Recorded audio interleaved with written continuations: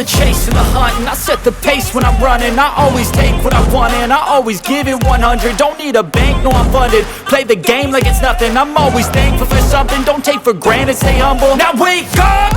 It's time to look at the enemy. Look in the mirror if he is no friend to me. It's not working out, maybe it's the chemistry. It's time to break up so I can make a better me. Better believe in your mind, cause it's everything. You can mold, shape, find almost anything. All it takes is some time and some clarity to find your identity. It's mind over everything.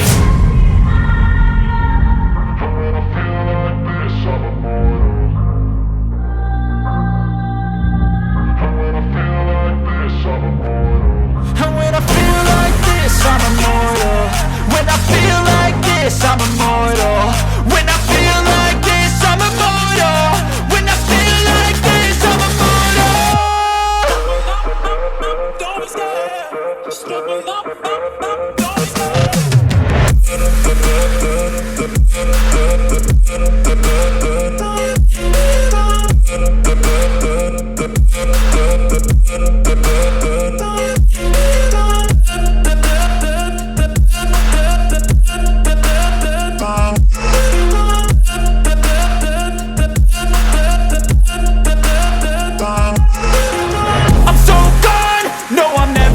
Back. I won't stop, I'ma fight until there's nothing left.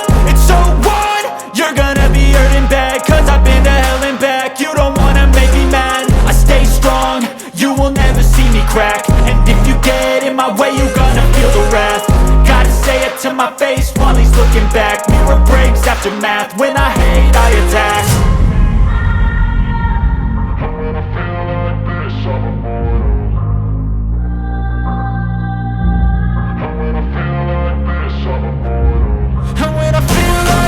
I'm immortal.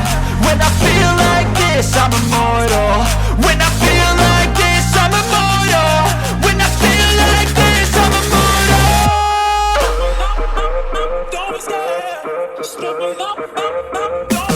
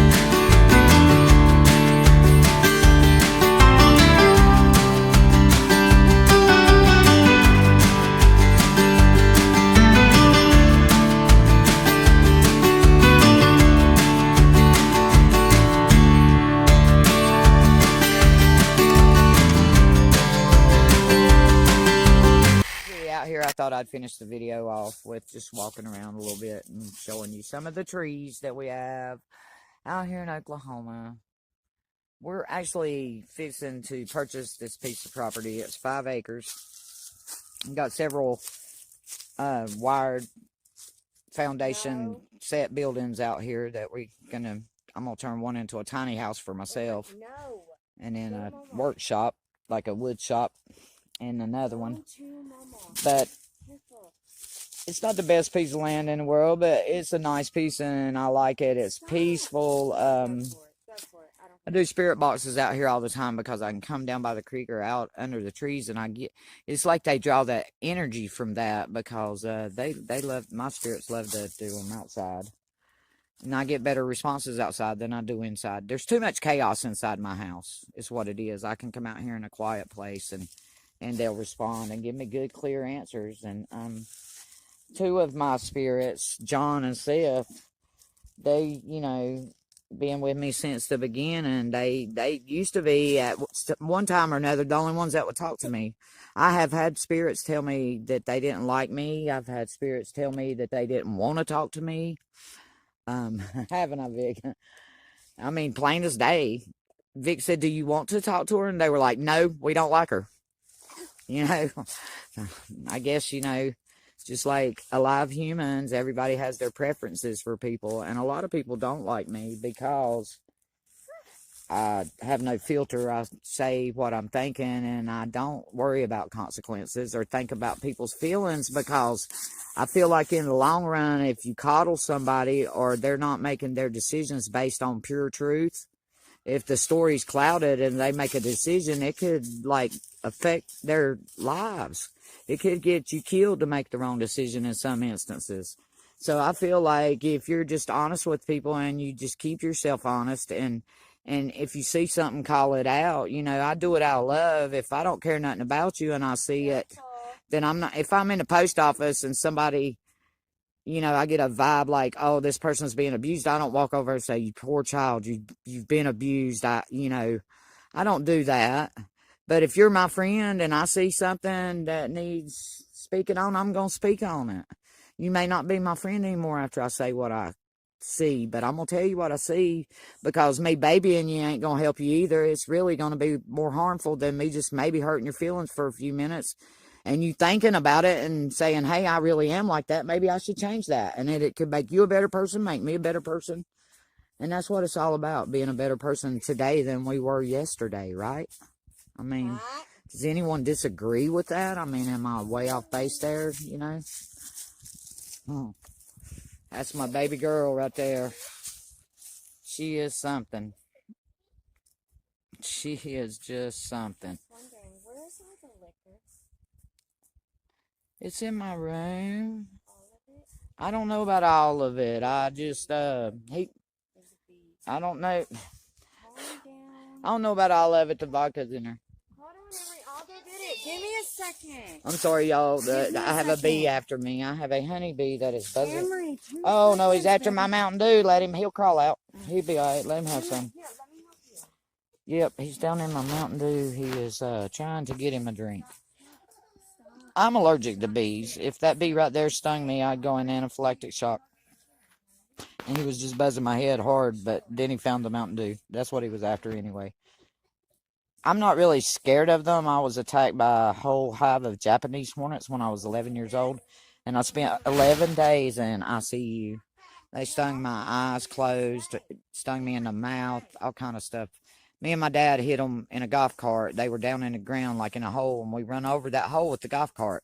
When we were leaving the number 9 green, we went to the other side to the number 10 hole, which was a good little ways we rode in the golf cart after running over the hole. And when I stepped out of the golf cart and I reached for my driver, like a black oil spill or something, they just dropped out of the sky out of nowhere and just started coming up my arm and covered me and stung me all in my face and head and mouth and eyes, and I about died. Like I said, 11 days in ICU, and I was 11 years old. So now my doctor tells me, if you don't carry an EpiPen and something like a wasp was to sting me, I would die before I could get to a hospital, because hospital's an hour away out here at least. That's just the urgent care. Hospital's probably an hour and a half away. That's why if I get bit by like a water moccasin or a cottonmouth, I'm toast. I'm just going to die. I'm not even going to try to rush myself to the hospital, because I won't make it. And by the time what if I get there and you're out of antivenom for the cottonmouth bite or something? Then, you know, got to wait on them, fly that in and everything. That could be another couple hours. I'll be dead anyway, so I ain't why I have to run up a hospital bill that they can plague my surviving family members for 20 years trying to collect. I mean, this world is just horrible, man. The other night when my dog was dying and she's laying there suffering, I called the emergency vet, which was like 3 hours away. It was in Grayson. Okay, Grayson, Texas. I'd have had to go all the way to Texas, 3 hours away, to get to emergency vet that's open at 9 o'clock at night, right? I said, how much? And I used to work at the vet, so I know the terminology. I said, how much to walk through the door? They said, $120 plus $180. That's $300 just to walk in the door. That means they're going to come in there, look at her, maybe do a fecal sample, maybe draw a tube of blood, and mash on her stomach and just look at her. That's just like your little exam or whatever. That's not no x-rays, medicine, fluids, anything. I said, how much to euthanize her? And you know what they told me? Now, I know that emergency vets charge 3 times what a regular vet does, because they're there in the middle of the night when you need them. You pay for that convenience. I understand that. I understand them making their money. But I'm on Social Security. I get less than $800 a month to live on, okay? And that's everything. I don't get a lot of other benefits. I do get food stamps, but I don't get, I don't get any other money from the government but my own that I paid in all those years I worked. And I live under the poverty level. I didn't have $300 to walk in. So to euthanize her, it would have been $300 to walk through the door, plus another $180 for a shot of euthanasia. $180. That's ridiculous. You would, if at a regular vet, even if it went by weight, you would have to weigh 1,000 pounds for it to cost that much. You know what I'm saying? That's crazy ridiculous. So here I was with only $50 to my name, an hour from any other civilization out here in the country, and my dog's suffering, huh? So my dog hung in there like a trooper till the next morning, and I called Blue River Veterinarian down here in Tishomingo, and I just asked them straight up how much to give her a euthanasia shot. And they said, what's going on? And I told them the lady was so nice. She said, I'll tell you what, if you bring her in, I'll do it for $50. And I didn't tell her I had $50. But that's God. That's when God is working in your life right there. Because God let that dog stay alive. But, and I told God, if it's your will, let her just pass peacefully away. But I don't think she wanted to leave me. She couldn't make her mind up. So she made it till next morning. And then she seemed to feel better. I asked her if she wanted to go fishing. She got right up off the bed after not even being able to hold her head up. She got up, walked to the car, got in the car. We went down to the lake. She got out, walked to the lake, and she even got in the mud and the water and got wet. And then she laid there in the sun in the afternoon till time for us to go to the vet. And when we got to the vet, they were the best people. Let me tell you, most vets would have just come in there, said, you ready? And give her the euthanasia shot, and she would have peacefully went to sleep. This vet could tell she was scared, and she said, honey, she said, I'm not going to charge you anymore. She said, but I'm going to sedate her first because she is so attached, and she's upset, and she was scared because my dog didn't go to the vet a lot because I worked at the vet my whole life, and even though I'm not a licensed vet, I was a licensed vet tech. And I know, I knew when I looked in her eyes that day and I realized how sick she was, I knew that it was a situation where I was going to have to put her down. Because I know that look. It's unmistakable, just like the smell of parvo is unmistakable. Anyway, after she sedated her and they left the room and gave me time with her, and we had already pretty much said everything we needed to say the night before while we were waiting for it to be daylight so we could go to the vet to each other. But I, told her how much I loved her and how I wouldn't do this if I thought she would have a good life. But I feel like quality of life over quantity. Why keep her with me another 2 weeks and watch her suffer trying to keep her alive when she could die happy? She was happy just hours before she went down, so it's not, she didn't do a lot of suffering. I kept her comfortable during the night that we waited on the vet because I sedated her myself with my very own medicine, and I don't care who knows it. I told the vet I did. She said I done the right thing. The seizures needed to stop, and I stopped them. Emery. I mean, I know what I'm doing, The only reason I don't still do that kind of work is because I'm disabled. I have a bone disease where my bones are disintegrating because they don't get the right nutrients or they don't absorb them correctly or whatever a genetic bone disease does. I don't get the right stuff and my bones are crumbly. And then I have, 3 arthritises on top of that and potentially lupus and MS. I know I have MS. So, some days I can't get out of the bed. I might lay there 2 days and that dog would lay right there with me. I mean, she'd get up and go, the door to go out and go to the bathroom and stuff, but she'd come right back and get in that bed and get under the covers, under the blanket, and lay right there with me. Best friend I ever had. And I really did prefer her company. Stop. Her company to humans because she was smarter than most humans. She hated COVID wear. Yeah, she did hate COVID wear. She already was a pit bull, and she would just about bite you if you come through the door with a hoodie or a hat on, and she didn't know you. She hated hoodies. But she knowed, see, we lived in the hood for a long time, like actual real hood.